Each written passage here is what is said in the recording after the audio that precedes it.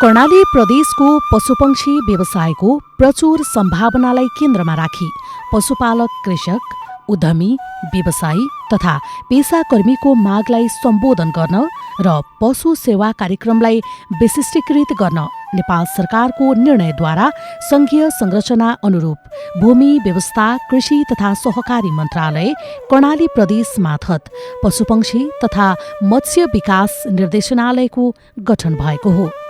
यस निर्देशनालयले कर्णाली प्रदेशभित्रका 9वटा पशु अस्पताल तथा पशु सेवा कार्यालयहरू र पशु सेवासँग सम्बन्धित अन्य प्रादेशिक, स्थानीय तह तथा संघीय कार्यालयहरूबीच समन्वय गरी प्रदेशभित्रका पशु विकास सम्बन्धी सम्पूर्ण कार्यक्रमहरूको योजना तर्जुमा, सुपरिवेक्षण, अनुगमन तथा मूल्याङ्कन गर्ने कार्य गर्दै आइरहेको छ। कर्णाली प्रदेश सरकारले किसानलाई कृषि पेशाबाट आत्मनिर्भर बनाउने प्रयास गरेको छ, जसका लागि सरकारले कृषिमा लगानी बढाएको छ। प्रदेश सरकारले कृषिमा आत्मनिर्भर बनाउन सुर्खेतमा कृषक समूह, कृषि सहकारीसँग हातेमालो गर्दै करोडौं लगानी गरेको हो। आर्थिक वर्ष 2077-78 मात्रै पशुपक्षी विकास निर्देशनालय सुर्खेतबाट प्रदेश सरकारले कृषि क्षेत्रमा कुल 4,36,75,000 रुपैयाँ लगानी गरेको छ। चिस्यान केन्द्रदेखि गोठ सुधार लगायतका कार्यक्रममा उक्त रकम लगानी गरेको हो, जसमध्ये दाना उद्योगमा मात्रै 50 लाख रुपैयाँ लगानी गरिएको छ। कर्णालीको बजार मागलाई धान्ने गरी वीरेन्द्रनगर स्थित धुलियाबीटमा रहेको सनलाइट पशुपक्षी तथा कृषि फर्ममा उक्त रकम लगानी गरिएको हो। उद्योगले माछा बाहेकका पशुपक्षीका लागि दाना उत्पादन गर्नेछ। दैनिक 50 क्विन्टल दाना उत्पादन गर्ने गरी पूर्वाधार निर्माण थालिएको सञ्चालक डम्बर तिवारीले जानकारी दिए। कम्पनीले 3 करोडको लगानीमा दाना उत्पादनका लागि मेसिन खरिद गरेको छ।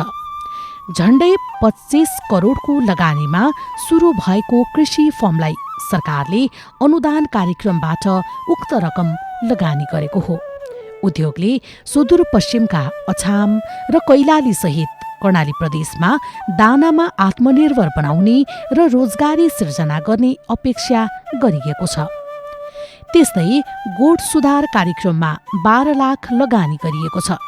वीरेन्द्रनगर 2 को सञ्जीवनी कृषि तथा पशुपालन सहकारी संस्थालाई उक्त रकम दिइएको हो। बराहताल 5 सुन्दवारीका कृषकलाई 25वटा घाँस काट्ने मेसिन दिइएको छ। सुन्दवारीका दुग्ध उत्पादन तथा वितरण कृषक समूहबाट घाँस काट्ने मेसिन खरिदका लागि 5 लाख रकम दिइएको हो। त्यस्तै तरकारी तथा दूध उत्पादन किसानका लागि चिस्यान केन्द्रमा 45.5 लाख रकम लगानी गरेको छ।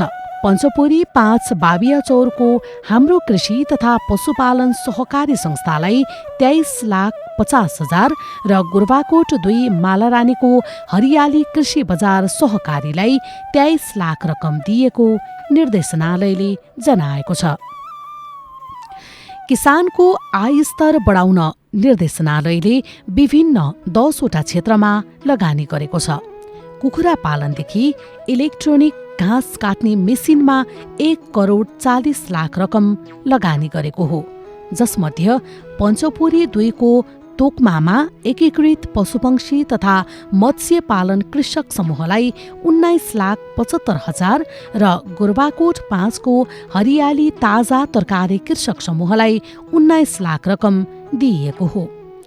दुवै स्थानमा 15-15वटा खोर निर्माण तथा चल्ला खरिदका लागि उक्त रकम दिइएको निर्देशनालयले जनाएको छ।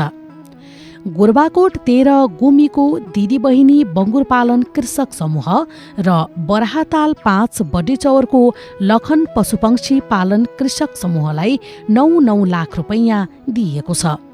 एक स्थानीय तह एक पशु उत्पादन कार्यक्रम अन्तर्गत 7 क्षेत्रमा 20-20 लाखका दरले विभिन्न कृषक समूह र सहकारी संस्थालाई रकम दिइएको हो। सिम्ताको पिपल चौतारी बाख्रा पालन समूहलाई बाख्रा, लेकबेसीको साना किसान कृषि सहकारी संस्थालाई भैँसी, गोरबाकोटको दिगो परिवर्तन बाख्रा पालन समूहलाई बाख्रा, भेरीगंगाको भेरी पशु तथा कृषि उत्पादन प्रशोधन सहकारी संस्थालाई गाई, चिंगाडको चिंगाड साना किसान सहकारी संस्थालाई भैँसी, चौकुनेको नवलक्ष्मी साना किसान कृषि सहकारी संस्थालाई भैँसी र वीरेन्द्रनगरको रतु भैँसी पालन समूहलाई भैँसी खरिदका लागि 20-20 लाखका दरले रकम दिइएको हो। मुख्यमन्त्री रोजगार कार्यक्रमबाट 17 जना किसानलाई मात्रै 55.5 लाख रकम दिइएको छ।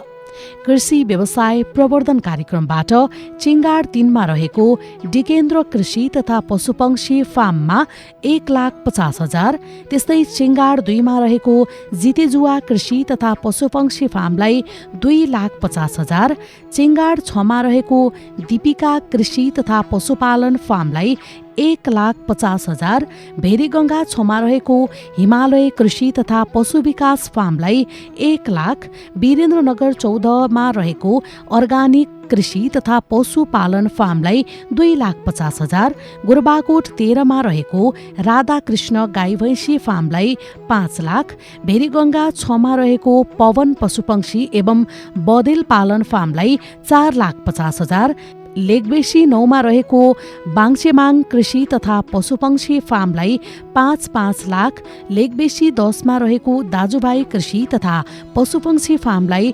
2,50,000, वीरेन्द्रनगर 13 लामीडाँडामा रहेको दुर्गा कृषि तथा पशुपक्षी फार्म, पञ्चपोरी 5 रहेको सृजना कृषि तथा पशुपक्षी फार्म, वीरेन्द्रनगर 9 तिलपुरमा रहेको कर्णाली एग्रोटेक फार्म, भेरीगंगा 7 झिङ्नीका कर्णबहादुर मिजार र लेकबेसी 10 दोबीचौरका भीमबहादुर रावत लगायतका समूहहरूलाई पनि रकम दिइएको छ। उनीहरूलाई कृषि तथा पशुपक्षी फर्मबाट बाख्राका खोर निर्माण तथा सुधारका लागि रकम दिइएको हो। कर्णाली प्रदेश सरकारले माछा तथा बाख्रा पालनका लागि 1 करोड भन्दा बढी लगानी गरेको छ।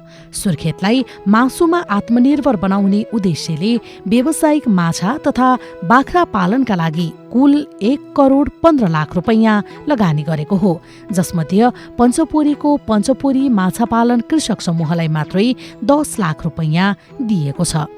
लेकबेसीको भगवती कृषि तथा मत्स्य पालन फर्म, भेरीगंगाको लीला कृषि तथा पोल्ट्री फर्म, वीरेन्द्रनगर 10 को वीरेन्द्रनगर अर्गानिक कृषि फर्म, बराहतालको लोकप्रिय बाख्रा तथा पशुपालन फर्म, बराहतालकै मन्जित कृषि तथा पंक्षी फर्म, पञ्चपुरीको प्रशान्त कृषि तथा पशुपालन फर्म, पञ्चपुरीकै एमडीटीके कृषि तथा पशुपक्षी माछा पालन फर्म र सोही ठाउँको मीना मत्स्य तथा पशुपालन उद्योगलाई 2-2 लाख रकम दिएको हो।